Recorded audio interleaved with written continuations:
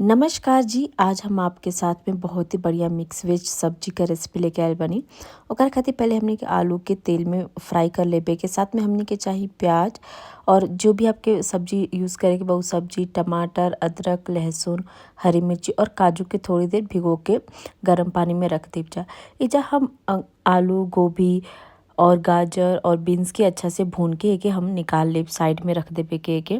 फिर सेम कढ़ाई में आप लोग तेल गरम करके ओमा हमनी के डाल देबे के लहसुन हरी मिर्ची और अदरक थोड़ा सा एके भी हमनी के अच्छा से भूने के 1 से 2 मिनट तक धीमे आंच पे ही भूनब जा।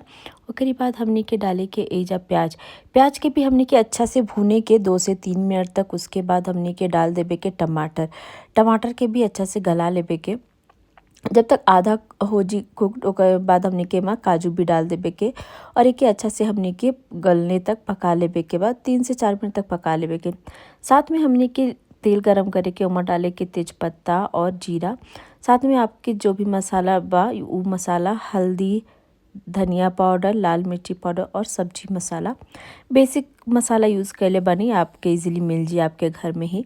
और जौन हमनी का प्याज टमाटर भुननी है जाना ओका पेस्ट बना के हमनी के एक ओके डाल देबे के और मसाला के अच्छा से भूने के धीमे आंच पर। जब मसाला हमनी के भुन जाई तब ओमा भुनल हुआ सब्जी डाल के ओके तब तक पकाए के जब तक कि हमनी के सब्जी पक ना जाओ गल ना जाओ आलू तब तक एके पकावे के। साथ में एजा हम डाले बानी थोड़ा सा मटर और शिमला मिर्च बिल्कुल भी लास्ट में डाले के नहीं तब ज़्यादा गल जाला तो अच्छा ना लगेला।